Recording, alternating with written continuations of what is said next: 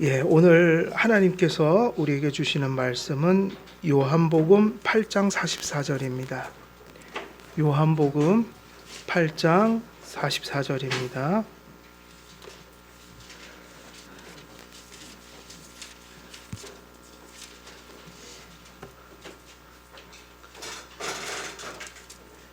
요한복음 8장 44절. 우리 함께 읽도록 하겠습니다. 함께 읽겠습니다. 시작. 너희는 너희 아비 마귀에게서 났으나 너희 아비의 욕심대로 너희도 행하고자 하느니라. 그는 처음부터 살인한 자요 진리가 그 속에 없으므로 진리에 서지 못하고 거짓말을 말할 때마다 제 것으로 말하나니 이는 그가 거짓말쟁이요 거짓의 아비가 되었음이라. 아멘. 우리가 지금 마귀의 본성과 활동 이 부분 하고 있는데요. 44페이지 첫 줄 하다가 멈췄습니다.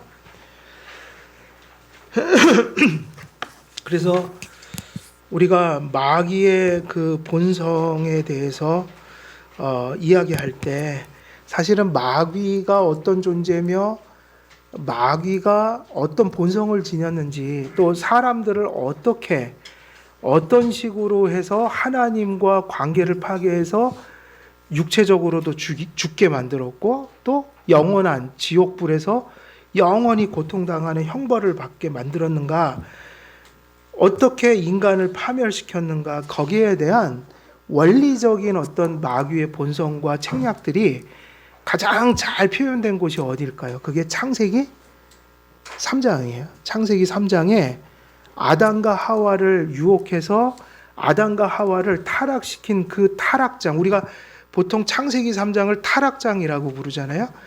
그 안에 마귀의 본성이 잘 나타나 있습니다. 지금 저희들이 교리문답 학교 하고 있는데 창세기 3장 하고 있거든요. 그거 읽으면 마음이 답답해지죠. 무거워지죠. 참 어둡다. 죄라는 게, 마귀라는 게 이렇게 인생을 어둡게 만드는구나. 마귀가 이런 존재구나. 사람은 이렇게 망해져 가는구나. 이렇게 멸망하는구나. 이렇게 쓰러져 가는구나. 그러니까 창세기 3장에 있는 그 한 절 한 절을 잘 보게 되면 그건 마귀의 본성과 마귀가 사람을 쓰러뜨리는 책략들이 원리적으로 잘 담겨 있어요. 그러니까 사실은 그 말씀을 잘 깨닫고 나면 지금도 별다를 게 없다는 거예요. 그렇게 마귀는 여전히 동일하게 역사하고 있고 사람들은 그렇게 쓰러져 가고 있는 거예요. 그래서 우리가 창세기 3장은 마귀가 어떤 존재인지를 잘 보여준다는 겁니다. 마귀는 인간이 마땅히 하나님께 드려야 할 순종으로부터 멀어지도록 유혹하는 존재죠. 그래서 마귀가 이런저런 역사를 일으킨다고 할 때 항상, 지난 시간에 그 얘기를 좀 드렸지만, 마귀의 본질적 목적은 뭐예요? 모든 역사 속에서 어떤 목적을 가지고 일할까요? 마귀는 정말 부지런해요. 제가 볼 땐. 세상에 악한 걸 만들어내는 거 보면 성실함으로 만들어내요. 정말. 대단한 열심을 품고 있어요. 그 사람도 죄에 빠지면 죄를 열심히 짓는 것 같아요? 대충 짓는 것 같아요? 그러니까는 정말 이렇게 줘요. 그러니까는 죄라는 걸 분석해 보면 정말 치밀해요. 사람은 얼마나 열심인지 몰라요. 자기의 많은 걸 희생하면서도 죄를 지려고 하고 그 인생을 다 소비하잖아요. 어떤 사람은 동일한 죄를 버리지 못해서 그 죄 때문에 일생 그 짓 하다가 죽어요. 그런데 보면 그 열심이 대단해요. 그렇게 안 버리는 거예요. 죄를 끝까지 짓는 거예요. 아주 그 치밀하게 짓고 인내하면서 짓고 버리지 않고 짓고, 그러니까 그 열심이 얼마나 대단한 거예요. 그러니까 모든 거를 다 희생하면서 죄도 짓는 거라고요. 우리는 뭐 많이 봤잖아요. 옛날에는 뭐 중독되고 뭐 알코올 무슨 도박 이런 거 오죽했으면 그런 얘기가 나오겠어요. 도박 손을 잘라버리면 발가락 갖고 도박을 한대요. 와, 그러니까 못 고친다는 얘기예요, 그거를.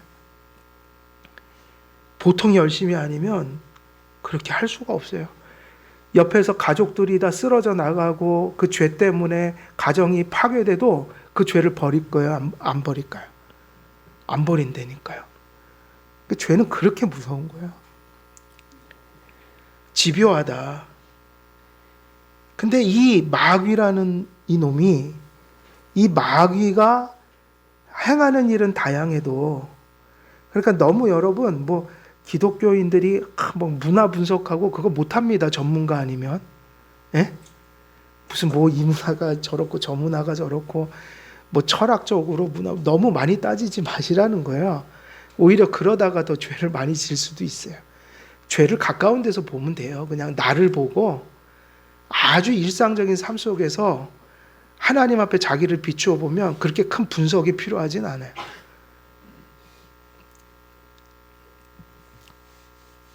그게 뭐냐? 마귀는 한마디로 이렇게 귀결되는 거야. 마귀의 모든 역사는 한 가지 목적을 위해서 일한다. 이런 방법도 쓰고 저런 방법도 쓰고 뭐라고 그랬죠? 지난 시간에 말씀드렸죠?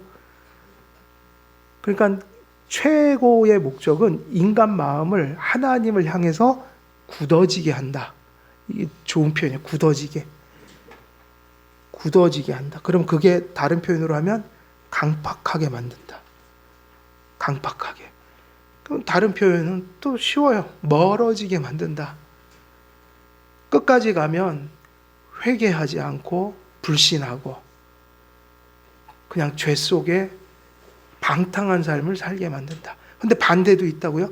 사람을 아주 도덕적인 인간으로 만들 때도 있어요. 일부러. 마귀가 매우 도덕적인로 사람을 만들어 몰아가서 도덕 때문에 또 하나님을 버린 사람도 있어요. 도덕주의자들은 자기의 도덕성 믿고 하나님 안 믿어요. 나는 착한 사람인데 왜?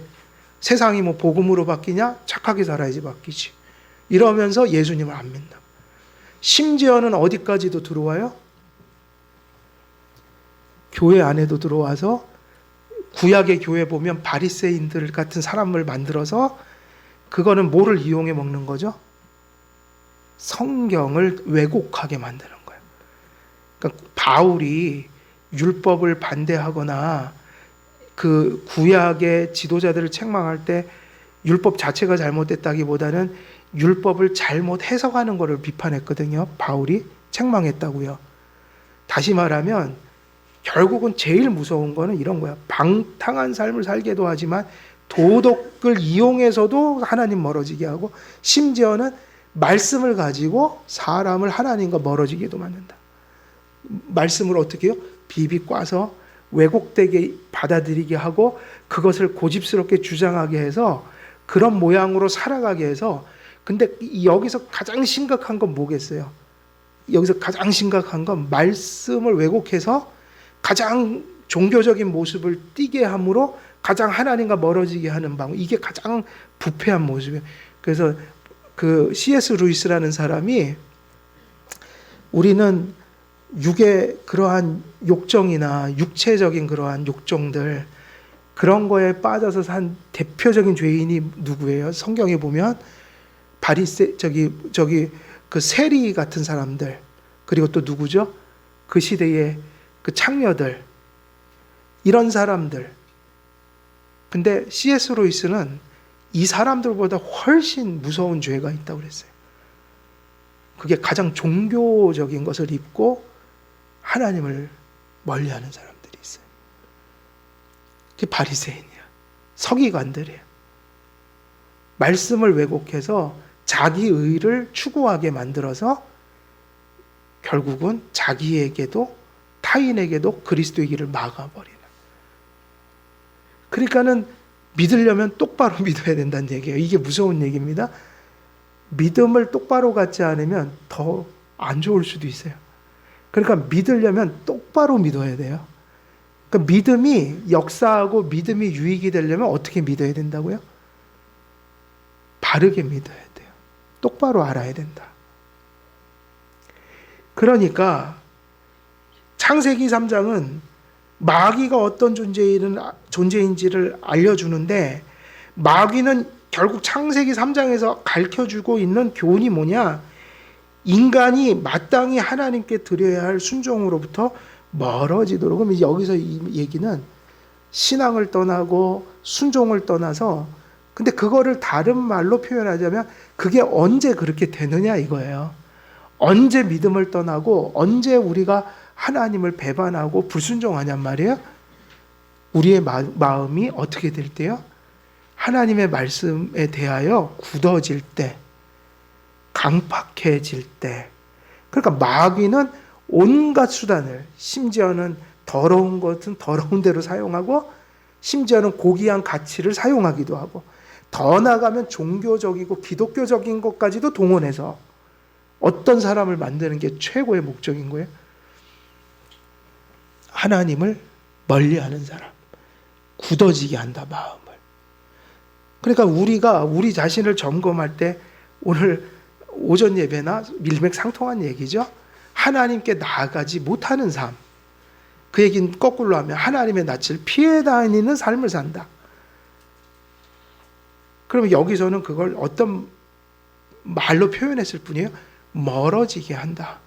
그러면 왜 그렇게 되는가? 왜 멀어지는가? 왜 하나님을 피하는 삶을 살게 되는가? 이것은 결국 마음이 하나님을 향해 어떻게 됐다는 거예요? 굳어지게 됐다. 굳어지게 됐다. 강팍하게 됐다. 그게 믿음이 허물어졌다는 얘기예요.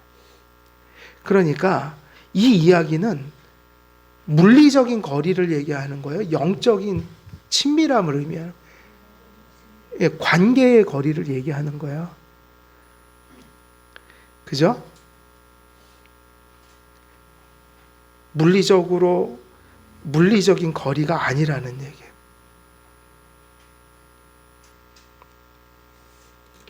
이렇게 함으로 마귀는 하나님께 돌려줘야 할 뭐를 손상시키기 위해서 이런 짓을 해요? 한 사람을 죽이고 한 사람을 넘어뜨림으로 그 한 사람을 통해 하나님께 영광 돌리는 일이 멈춰지게 하고 싶은 거라고요. 왜냐하면 5절에도 얘기했지만 웨스트민스터 소요리 문답 1문답에 보면 인생의 제일 된 목적이 뭐라는 거예요? 결국 그건 누가 가장 그걸 원하신다는 걸까요? 그런 삶을. 하나님이 제일 원하는 일을 망쳐놓는 거라고요. 한 사람이 망가져 버려서 하나님께 영광을 돌려야 되는 불빛이 꺼져 버리는 거예요. 한 사람 안에서. 너희는 빛과 뭐라고 그랬죠? 소금이다. 근데 빛이 되라. 원래 이스라엘 사람들도 이방의 빛이 되라고 불러주셨는데 어둠이 돼버렸어요. 유대인들이. 자꾸 꺼져가게 만드는 거예요. 예수님은 어떤 분이에요? 꺼뜨리는 분이 아니라 불을 피우시는 분이죠. 그래갖고 예수님은 꺼져가는 심지도 어떻게 하지 않으신다? 그렇게 궁율이 많으셔요. 인생이 망가져가면 그걸 우리는 보통 망가져가는 거 보면 다 어떻게 하고 싶어요? 어떻게 하고 싶어요? 사실은 꽃도 우리는 본성이 그래요. 꺾어버리고 싶고 뭔가 파괴하고 싶은 마음이 있다고요. 또 심지가 이게 제대로 타지 않으면 에이 저까지 꺼져가 있으면 뭐야 꺼뜨려 버리지 차라리. 그러니까 뭐가 꺼져가면 꺼뜨리려고 하지 이렇게 피우려고 하지는 않아요. 그 사회가 무섭다고요. 사회가 필요할 때는 막 이랬다가 효용 가치가 떨어지면 버리는 게 사회예요. 버리는 게 대부분 그러잖아요. 뭔가 경제가 다 망가지고 몸이 이러면 갑자기 쫓아다니는 사람들이 싹 없어진다는 거예요. 배신감을 느낀다. 사람은 어려울 때 더 잘해줘야 되잖아요. 어려울 때. 근데 그게 세상은 그렇지 않다는 거예요. 효용 가치가 떨어지면 버린다는 거예요. 근데 우리들 속에도 그런 게 있다니까요. 뭐가 꺼져가면 확 꺼뜨려 버리고 싶지. 뭔가 그죠? 이렇게 세상에서 이렇게 조화롭게 하는데 뭐가 탁 튀어나오면 저게 없어져야지 편하잖아요.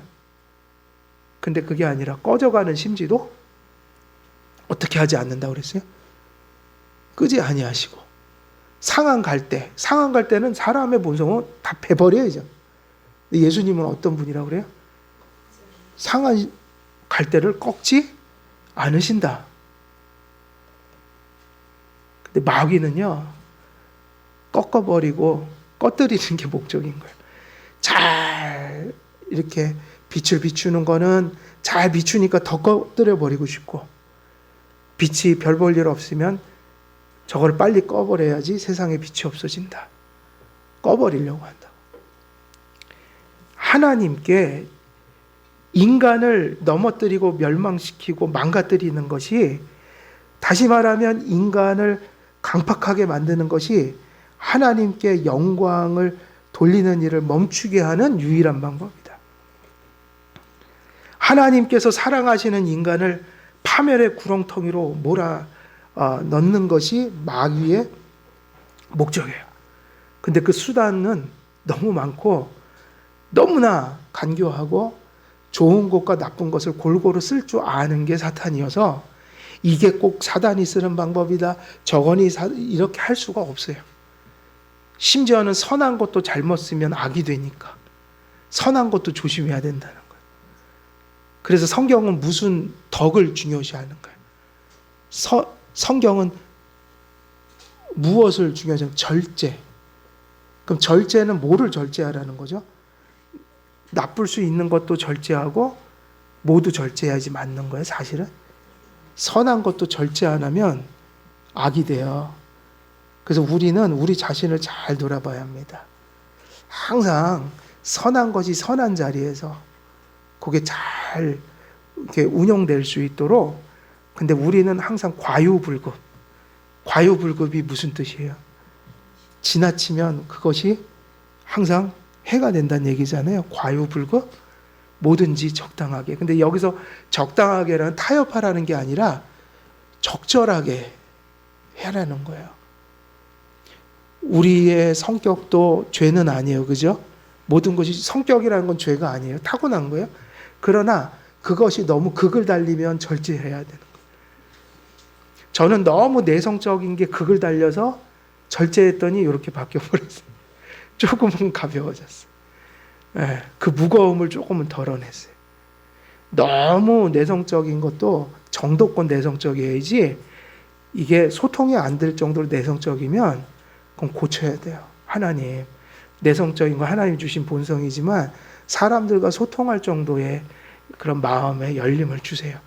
또 성격이 워낙 쾌활하고 급하고 이러면 그것도 그죠? 정도껏 돼야지, 지나치면 또 다른 사람들이 해를 입을 수 있어요. 성격은 나쁜 건 아니지만 모든 게, 인간은 죄성을 가져서 다 관리하고 절차 탕마하지 않고 그거를 방관하면 다 해가 될 수가 있는 거예요. 그래서 마귀는 딱이 이것이다 저것이다 이렇게 마귀가 사용하는 방법을 이렇게 기계적으로 메커니즘적으로 막 하는 것도 좋아 보이진 않아요. 교회에서 그런 거 하는 거 좋아하잖아요. 이게 마귀의 역사다, 저게 마귀의 역사다. 근데 그게 아니라 가장, 아까 얘기했잖아요, 가장 선한 것을 가지고 가장 악하게 사용할 수 있는 게 마귀니까 결국은 그런 것들을 분별하는 게 되게 중요하다. 그래서 복음서, 그러니까 마귀는 이 모든 것들을 하나님에 대한 도전과 증오로부터 행한다. 결국 인간을 넘어뜨리는 것은 누구에 대한 증오를 나타내는 거예요? 하나님. 인간을 넘어뜨리는 것은 하나님에 대한 도전이에요. 그러니까 욥기에 보면 마귀가 누구에게 가서 누구와 누구 사이를 이간하려고 그래요? 그죠? 막 망가뜨리고 이런 모습이 아니라고요. 마치 하나님을 위하는 것처럼. 하나님, 욥에게 좋은 걸 많이 주시니까 저렇게 섬기는 거지. 그거 뺏기면 하나님 배반하고 욕할 거려? 하나님 그걸 모르지 않으시죠? 이 마귀란 놈이 욥을 이간하고 앉아 있네. 내 사랑하는 자녀를 이놈이 참소를 하네.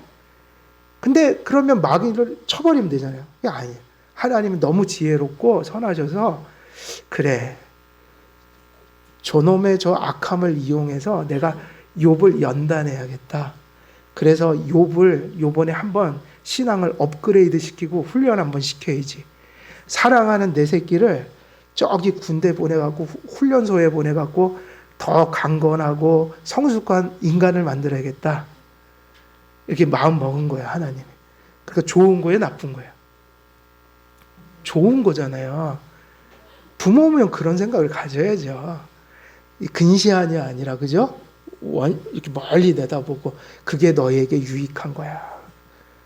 그래갖고 마귀는 하나님 앞에 대들고 이런 모습이 아니라고요, 전혀. 그런 게 불가능해요, 하나님 앞에. 그러니까 마귀가 기껏 해봤자 하나님 앞에서 할 수 있는 건 하나님, 욥이 하나님 배반할지도 몰라요. 그러니까 제가 가서 한번 시험해 볼게요. 하나님께서 어떻게 하세요? 한번 해봐라. 그러면 어디까지? 죽이지는 마라. 그리고 내가 허락한 그 선까지만 해. 너 거기 넘어가면 죽어, 나한테. 이렇게 하시는 거라고요. 그럼 넘어가요, 못 넘어가요?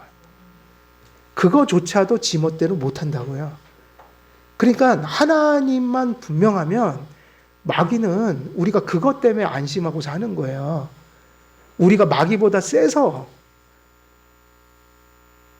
마귀를 이기는 게 아니라 하나님의 그 주권을 알면, 하나님만 똑바로 붙들면 불안할 게 없다고요.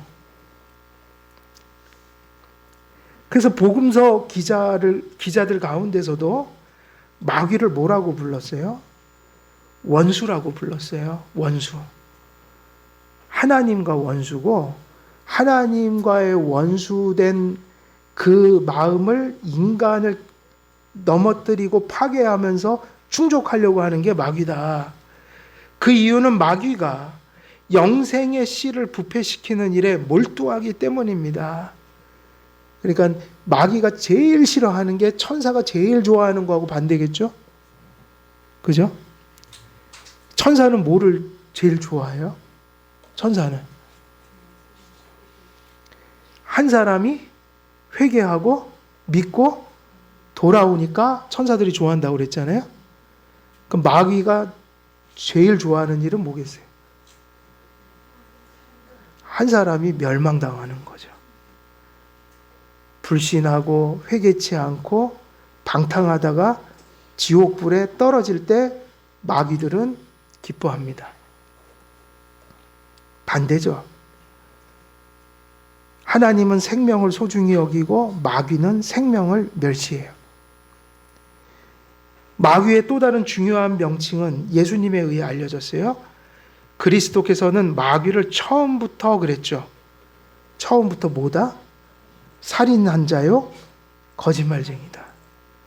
이게 창세기 3장을 그냥 요약한 거예요. 창세기 3장에 나오는 마귀는 아담과 하와를 속여서 거짓말로 후려서 어떻게 했어요? 유혹해서 살인했다. 뭐를 죽여버렸죠, 먼저는? 뭐를 죽였어요? 그 에덴 동산에서 아담과 하와의 뭐가 죽었어요? 영적 생명이 죽었어요. 육적 생명이 막 죽은 게 아니에요. 영적 생명이 죽었고, 그래서 육체적 죽음도 경험하게 됐고, 그러나 아담은 그래도 창세기 3장 15절 덕분에 구원받았지만, 그 믿음을 떠난 모든 사람들이 아담 안에서 다 영원의 생명, 육신의 생명 죽어 결국은 지옥불에 영원히 고통받는 그런 저주를 받게 되었다. 왜냐하면 그는 거짓으로 하나님의 진리에 대적하며, 그러니까 마귀의 가장 큰 속성이 어디 있을까요? 진리를 대적한다. 그래서 거짓말쟁이인 거예요. 어둠으로 빛을 희미하게 하고 사람들의 마음을 오류에 말려들게 하며 증오를 들끓게 하며 논쟁과 다툼에 불을 붙이고 이 모든 것을 통해서 결국 하나님의 통치를, 하나님의 나라를 전복하며 사람들을 자기와 함께. 근데 사실은 마귀는요, 멸망을 당한 존재예요, 당하지 않은 존재예요.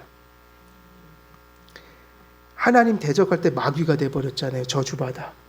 지금 저 모습이 멸망된 거라고요. 천사가 아니잖아요. 그리고 예수님이 십자가 사건이 성취되면서 마귀에게는 사형 선고가 내려진 거예요. 그래서 마지막 때 어디에 던져진다고 그랬어요? 지옥 불못에 하나님을 믿지 않고 회개하지 않던 영혼들과 함께 지옥불에 던져버리실 것이다. 마귀는 그걸 아는데 이 마귀의 증오, 절망이 거기에 있는 거예요. 이 마귀의 속성 중에 하나가 또 절망이에요. 사람이 절망하면 착해지던가요? 악해지던가요? 여러분 절망하지 마십시오. 절망은 신앙의 반대예요. 키에르케고르가 죽음에 이르는 병을 절망이라고 요약했거든요. 근데 마귀의 속성이 절망이에요. 하나님을 안 믿는 사람들이 개똥 철학에 빠질 때 보통 어떻게 되냐면 회의주의에 빠집니다. 보통 회의주의. 방탕하게 사는 것도 회의주의예요. 왜냐하면 인생의 목적이고 뭐 이거 없다는 거예요. 그냥 주어진 삶을 되는 대로 짐승처럼 막 살자. 이게 회의주의라고요. 그걸 방탕하게 표현하면 방탕주의로 나타나고 고상하게 표현하면 회의주의라고요. 그걸 또 뭐라고 그러죠? 회의주의 말고 또 있잖아요. 염세주의. 여러분 사람이 살아야 되는 이유와 가치와 목적을 상실할 때 가슴속에 찾아오는 게 절망이에요. 그래서 아무것도 못해요. 절망에 빠지면 일도 못하고 관계도 못하고 노동도 못해요. 그 상태가 뭐냐면 전적으로 영적 무기력에 빠진 상태다. 영적 무기력. 그게 뭐냐? 그게 방탕이에요. 사람이 왜 게을러지는지 아세요? 우리는 바삐 사는 게 부지런한 거다 이렇게 정의하는데 아니에요. 바삐 사는 게 부지런한 게 아닙니다. 바삐 사는 거는 부지런한 게 아니에요. 뭐가 부지런한 거죠? 영적 게으름이 뭐죠? 혹은 육신적 게으름이 뭐죠? 저는 그렇게 정해요. 일은 천천히 하는 사람도 있고 엄청나게 막 그냥 적극적으로 하는 사람도 있고 하지만 부지런함은 빠르고 느리고의 얘기가 아니라 막 온 힘을 기울여서 막 하느냐 막 그게 아니라 이런 거죠. 육신적인 부지런함은 그러니까 반대로 한번 얘기해 볼게요. 육신적인 게으름은 언제 빠지느냐?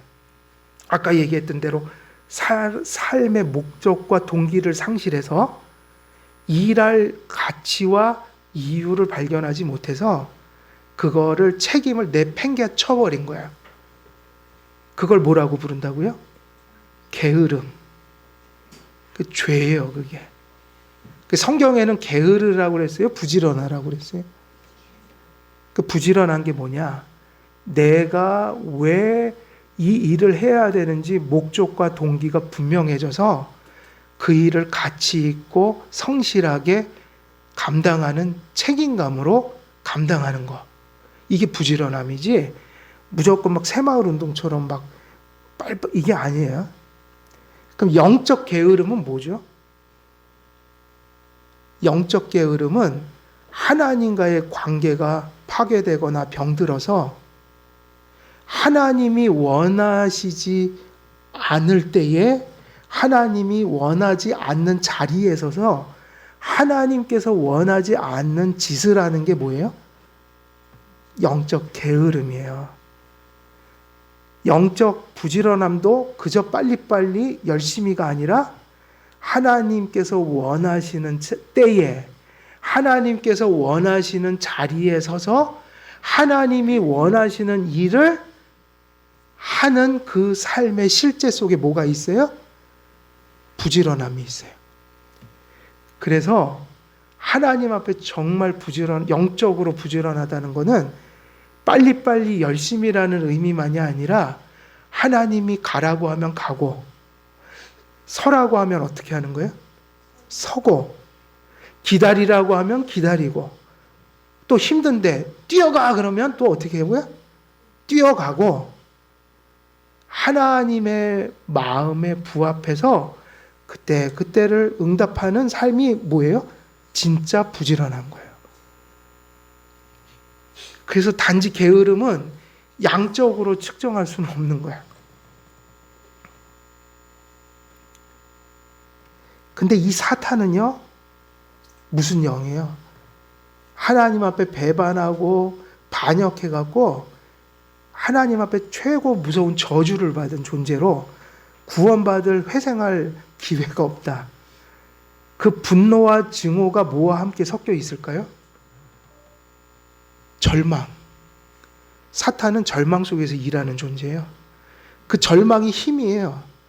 하나님에 대한 분노, 증오, 그리고 절망. 그래서 사단이 역사하는 곳에 무엇이 만발하게 피어날까요? 살고자 하는 생명력이 아니라 절망이 가득하다. 세상은 잘 살아도 절망하고 기독교인은 죽어도 감사한다. 그러니까 예수님이 너희는 죽어도 살겠고 그랬잖아요. 사니까요. 부활이 있으니까요. 근데 세상은 구원이 없으니 절망밖에 없어요. 사탄은 한 가지 목적이에요. 왜 그렇게 사람들을 강팍하게 만들고 결국 멸망하게 만들려고 하는 되게 우스운 이유인데 같이 멸망하려고. 같이 살자고 열심을 내는 게 아니라 한 사람이라도 같이 죽자 이거예요. 내가 하나님 앞에 저주를 받았는데 하나님이 사랑하는 피조물들이요 나하고 같이 망가지자. 같이 죽자. 인간도 그런 본성이 있어요. 혼자 망하는 것보다는 같이 망하는 걸 좋아하더라고요. 그래서 뭐 그런 얘기도 있죠. 물귀신 작전이다. 그냥 내가 혼자 죽기 싫으니까 한 명 끌어가고 같이 죽으면 위안이 되나 봐요. 그래서 성적도 똑같아요. 내가 보니까 저도 성적이 잘 받을 때도 있고 못 받을 때도 있는데 못 받을 때 위로가 뭔지 알아요? 유일한 위로가? 사나주구나. 유일한 위로는 제가 예수님 모를 때 막 이렇게 하면 내 친구도 막 이렇게 되는 거야. 나는 이러고 있는데 걔는 계속 이러면 막 여기서 막 질투가 나고 괜히 뭐 억울하고. 근데 그럴 이유가 없잖아요. 내가 못해갖고 시험을 못 본 거지. 근데 그게 원죄가 있다는 증거라고요. 여러분은 안 그러세요? 그게 위로잖아요. 같이 내가 막 힘들어. 그러면 저 사람도 같이 그래. 그럼 조금 위안이 돼요. 나만 그런 건 아니네. 그러니까 감옥도 독방에다 가다 놓으면 못 사는 거예요. 같이 해놔야지. 그래도 거기서도 또 재미를 느끼나 봐요. 그러니까 그 사람이 사회적 동물이다 그럴 때 그걸 가장 악한 모습으로 나타나게 표현한다면 그런 게 그죠? 인간의 죄성이라는 게 있는 것 같아요. 근데 마귀는요, 바로 그러한 목적으로 역사해요. 같이 죽자라는 거예요. 앞에서 언급한 것처럼 마귀는 그 자체로 본성상 부정하고 사악하고 간악한 존재로 회복의 가능성이 있어요, 없어요? 마귀에게는 회개할 기회가 주어지지 않아요. 그래서 마귀는 긍휼히 여길 수가 없고 우리가 행여나 마귀에 대해서 무슨 관용을 베풀거나 이러면 안 돼요. 마귀가 멸망하는 건 지극히 공의로운 일이에요. 회개할 기회가 없을 정도로 완전히 타락한 존재예요. 결코 교제의 대상, 평화의 대상은 될 수 없어요. 인격적 존재인데 절대로 인격적 관계를 맺으면 안 되는 게 누구예요? 마귀예요. 그러니까 여러분 예수님 믿고 거듭나 새 사람이 된 게 얼마나 감사한 일이냐면 우리가 예수님 앞에 믿고 회개하고 회심하기 전까지 누가 우리의 압이었어요? 마귀가. 그러니까 그게 얼마나 끔찍한 얘기예요? 우리가 마귀와 교제하고 살았던 거예요. 하나님이 아니라 누구와 연합해 살았어요? 마귀와 그런 얘기죠. 마귀와 짝해서 살았다고요. 삶의 목적을 마귀하고 교제하는 삶으로 살았던 거예요. 이게 우리가 예수님께 돌아오기 전에 우리 모습이었던 거예요. 우리도 마귀의 자녀들이었어요. 마귀도 죄도 오랫동안 동거하면 뭐가 생길 것 같아요? 제가 어느 목사님이 그 얘기를 툭 던지는데 겁이 난 적이 있어요. 아, 그렇구나. 우리가 아무리 입으로 죄는 나쁜 거고 사악한 거고 이래야 되지만 실제는 어떠냐면 죄를 오랫동안 품고 있으면 죄를 어떻게 하게 될 것 같아요? 사랑하게 된다는 얘기예요. 그게 무서운 거예요. 사람도 싫지만 오랫동안 원치 않게 오랫동안 살면 미운정 고운정이 다 드는 거예요. 그걸 애증이라고 하는데 사실은 사람이 죄를 품고 오랫동안 버리지 않잖아요. 그럼 심리 상태가 정서가 그 죄를 사랑하게 돼 있대요. 근데 그 얘기 듣는데 좀 마음이 아주 뭐 망치로 한 대 맞은 것 같아서 마귀를 내가 사랑할 수 있구나. 죄를 사랑할 수 있구나. 근데 실제로 그런 일이 있어요, 없어요? 많잖아요. 자기를 지금 망가뜨리고 파괴시키고 가정을 파괴시키고 망가뜨리는데 그거를 오랫동안 붙들고 있으면 그걸 알면서도 어떻게 해요? 그거를 즐긴단 말이에요. 그게 뭐냐면 고착화돼 버렸다. 그래서 루터가 그런 얘기를 했죠. 죄가 없을 수는 없으나 내 머리 위로 날아가는 것은 지나가는 것은 어쩔 수 없어도 뭐를 틀지는 못하게 하라? 둥지를 틀지는 못하게 하라. 뭐 무슨 가수가 그러대요? 둥지를 틀어봐. 뭐 그러면서. 남진이 그랬죠? 그 얘기예요. 그 얘기 비슷해요. 그러니까 우리가 좀 이게 좀 섬찟한 거예요. 말과 의식 속엔 죄라고 하지만 실제로는 오랫동안 그것을 품고 있을 때 그걸 우리가 이렇게 부둥켜 안고 산단 말이에요. 사랑할 수 있다. 뭐를? 마귀를. 마귀가 좋아하는 것을, 죄를 사랑할 수 있다. 제가 아는, 그때 말씀드렸죠. 어떤 아이가 게임 중독에 빠졌어요. 3일, 4일 나오질 않아요. 엄마가 들어가서 그걸 말리니까 이 아이가 시카를 들었어요. 시카를 들었다고요. 그게 예전에 제가 전도사 생활할 때 그 교회에서 있었던 일이에요. 근데 그 아이가 초등학교 때 착했어요. 착했다고요. 어느 날 갑자기 그렇게 되더니 1년, 2년 게임에 빠져가더니 완전히 분별력을 상실했어요. 그때 걔 정신은 제 정신이 아니에요. 게임을 말리면 똑같아요. 마약 중독, 알코올 중독이나 똑같아요. 그걸 말리면 갑자기 배는 게 없어져 갖고 그래갖고 시카를 들고 온 거예요. 엄마한테 말리면 이거 내가 죽여버린다고, 엄마를. 그게 뭐예요? 뭐를 사랑하게 된 거예요? 중독이라는 것은 이미 고착화돼서 이제 그걸 버릴 수 없을 정도로 그렇게 그걸 사랑하게 돼버린 거예요.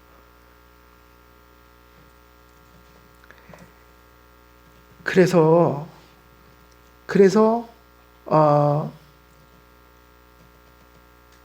마귀는 교제의 대상, 화평의 대상이 아니다.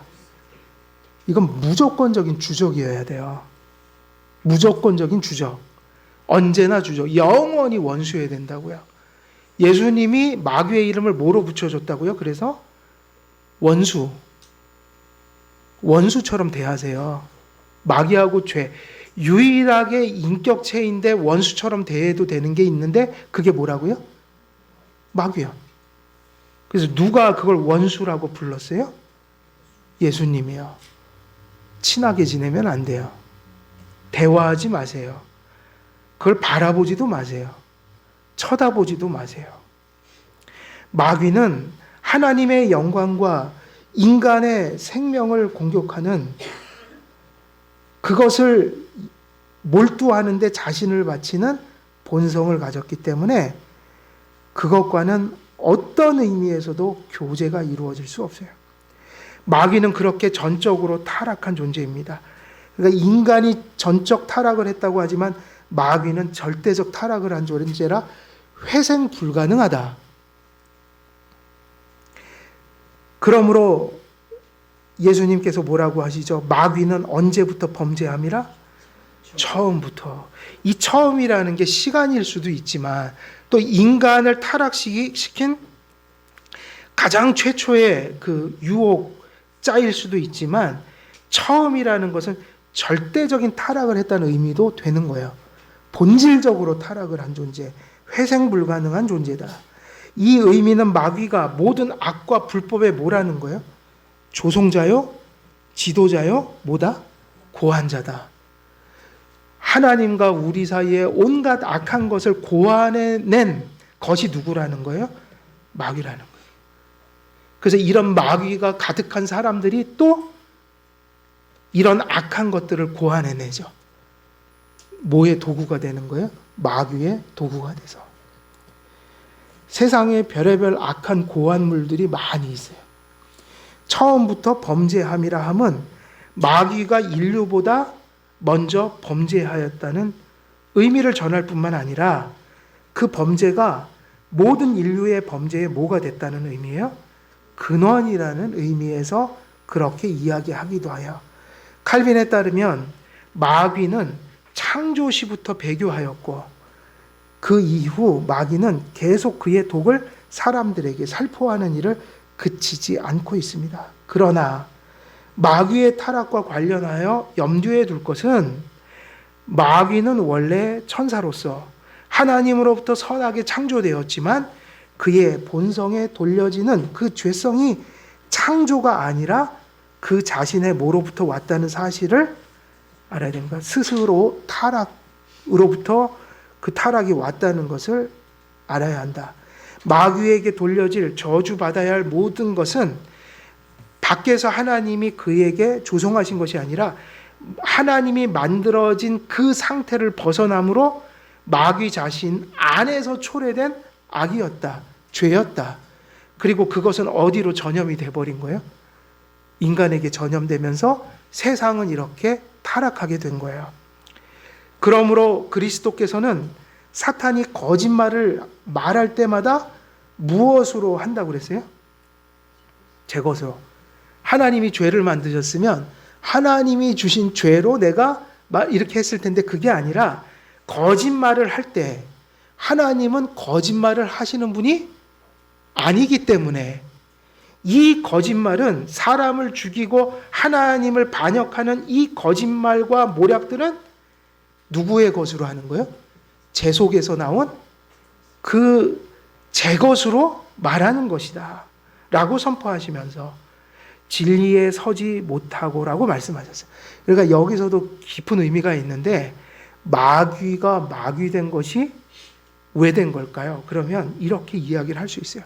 마귀가 마귀된 것을 사건적으로 성경엔 기록 안 하고 있죠. 어떻게 됐는지. 그럼 그건 우리가 알 수가 없는데 근데 이런 것은 가르쳐 주셨어요. 이것은 확실해요. 왜 천사가 마귀가 됐을까요? 하면 답이 뭐예요? 그들을 원래 진리 속에서 지으시고 세워놨는데 그들이 어떻게 했다? 진리에? 근데 이건 누가 넘어뜨린 게 아니에요. 마귀는 스스로 그 정해진 자리를 어떻게 했다? 이탈했다. 스스로. 그래서 마귀를 성경이 표현할 때 보통 어떻게 표현해요? 자기 자리를 어떻게 하지 않고 지키지 않은 존재가 마귀라고 하잖아요. 이것이 그것들을 마귀로 만든 거예요. 그럼 이것도 우리에게 적용이 될까요? 안 될까요? 되죠. 우리들도 진리에 서는 일을 실패하면 타락한다는 거예요. 왜 아담이 타락했죠? 진리에 서지 못했다. 근데 사람은 누구 때문에 그렇게 됐어요? 유혹이 있었죠? 거짓의 아비가 찾아와서 그들을 유혹할 때 하나님 바라보지 못하고 마귀에게 마음을 빼앗기는 순간에 그들이 진리를 이탈해버렸다. 하나님께서 먹으면 정령 죽으리라 했는데 그 말씀을 다 갖다 버린 거예요. 그리고 그걸 따먹어 버린 거예요. 그러니까 진리에 서지 못하고 마귀나 사람이나 항상 넘어지고 멸망하는 이유는 진리에 서는 일에 실패했기 때문인 거예요. 그럼 성도의 가장 큰 싸움은 뭐일까요? 진리에 서는 일인 거예요. 결국 성도의 삶이 무엇인가, 신앙생활이 무엇인가, 왜 우리는 이렇게 예배드리고 이렇게 모여서 하나님 앞에 말씀을 듣는 것인가 하면 그 이유는 한 가지인데 진리에 어떻게 하기 위한 거예요? 서기 위한 것이다. 그는 거짓의 아비로 규정됨으로써 모든 악이 그 자신에게 초래되었다는 것을 알 수 있습니다. 마귀의 타락과 관련하여 그 방식과 시간 그리고 양상을 파고드는 사람들이 있습니다만 성경은 우리에게 필요한 것만을 알려줍니다. 하나님께서는 우리의 구원과 경건을 위해 필요한 것을 제외하고는 마귀에 대해서 침묵하십니다. 우리의 구원과 구원받은 성도들의 생활의 유익을 위해 하나님께서는 마귀의 타락에 대하여 결과적이고 일부분에 관련된 것만을 가르쳐 주시고, 사실은 오늘 이야기한 이러한 맥락을 가지고 성경은 이런 것을 우리가 주목하도록 가르쳐 주고 계시니, 칼빈의 지금 이 마귀로는 우리가 성경을 보고 마귀를 어떤 의미로 규정해 가야 되는지의 맥락들을 지금 가르쳐 주고 있는 거예요. 근데 이런 맥락을 벗어난 마귀에 대한 가르침이 많단 말이에요. 그게 신비주의, 은사주의, 김기동의 귀신론 같은, 실제로 알아야 될 것을 알지 못하고 사실은 성경에서 침묵하는 것들을 막 이야기하고 추구하면서 진리를 흐려지고 혼돈스럽게 만드는 거죠. 그것이. 성경을 넘어 마귀를 논하는 것은 불경건한 일에 속합니다. 그러므로 우리는 마귀의 타락에 대하여 이 정도의 정의를 갖는 것으로도 충분합니다. 여기서 충분하다는 것은 이게 성경이 가르치는 전체라는 게 아니라 적어도 성경은 이런 맥락을 벗어나서 마귀를 이야기하지 않는다는 거예요. 그리고 이러한 방향성 속에서 마귀에게 본질적인 본성과 책략을 이해한다면 우리는 그것으로 충분히 믿음의 싸움을 싸워갈 수 있다 없다? 있다는 거예요. 마귀들의 본성에 대하여 그들은 첫 번째 창조 때에 하나님의 천사들이었지만 타락하여 자신들을 파멸시켰습니다. 이들은 타락한 천사입니다. 그리고 이들은 파멸시키는 도구들로 전락했습니다. 그러므로 베드로와 유다는 마귀를 가리켜 범죄한 천사, 자기 지위를 지키지 아니하고 자기 처소를 떠난 천사들, 이렇게 규정합니다. 바울은 타락한 천사들과 자신의 지위를 지키는 천사들을 대조하기 위해 선한 천사를 어떤 천사라고 얘기했어요? 택하심을 받은 천사들이라고 표현했어요. 천사도 타락하는 천사가 있고 타락하지 않는 천사가 있는데, 타락하지 않는 천사들에게는 무엇이 더해져 있어요? 하나님의 선택과 타락에 이르지 않도록 그들을 붙드시는 그 특별한 은혜가 천사들에게도 그렇게 주어져 있다. 자, 그래서 오늘은 여기까지 이야기를 하면 우리 1번 마귀의 본성과 활동에 대한 어떤 성경의 맥락적 이해들은 거의 다 살펴본 것 같고요. 그리고 이제 2번은 하나님의 권능과 섭리 아래에 있는 마귀, 그리고 보장된 사탄에 대한 승리. 그래서 이제 다음 주에는 이 주제를 설명하겠지만, 결국 성경이 우리에게 가르치는 마귀로는 결국 두려움과 어떤 그런 것들을 심어주기 위한 것일까요? 사실은 마귀에 대해서 담대한 마음으로 싸울 수 있는 평강을 주기 위한 것일까요? 이게 마귀론을 바로 배웠을 때 하나님이 의도한 결과인 거예요. 마귀론은 잘못 배우면 불안으로 빠지는 거예요. 이상한 집착으로 빠지는 거예요. 그런데 하나님이 마귀에 대해서 우리에게 가르쳐 준 것은 첫째는 경계하기 위한 것이지만 궁극적으로는 뭐죠? 마귀로부터 평강을 얻도록 하는 거예요. 담대함을 얻게 하기로 이것을 가르쳐 주시는 거예요. 그러니까는 경계하는 마음이 충만해지면서도 우리가 담대함과 평강을 마귀 때문에 잃지 않는 것, 이게 성경이 가르쳐 주는 가장 큰 마귀론의 목적이다. 이렇게 인식을 하시고 다음 주에는 그 내용들을 또 살펴보도록 하겠습니다. 기도하고 마치도록 하겠습니다. 살아계신 하나님 아버지, 타락한 천사 마귀에 대해서 또 함께 말씀을 나누었습니다. 칼빈 기독교 강요를 통하여 성경적인 마귀론을 또 나누었습니다.